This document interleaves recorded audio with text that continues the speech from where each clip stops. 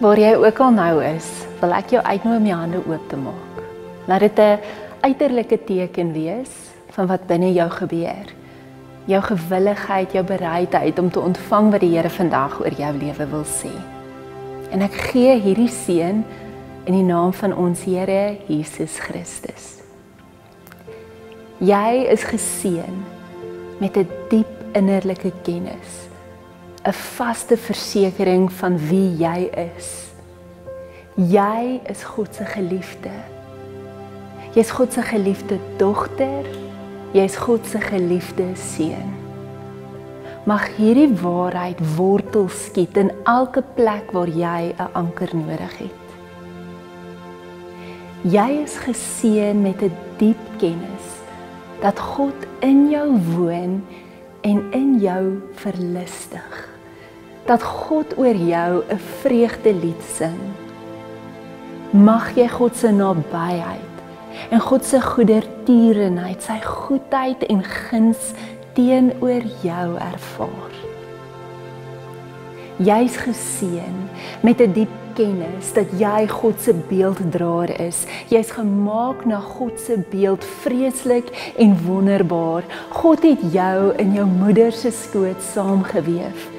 Jy is sy handewerk, geskape in Christus Jesus tot goeie werke wat God vooraf berei het sodat jy daarin kan wandel. Jy's geseën met 'n diep versekering van God se getroue teenwoordigheid by jou.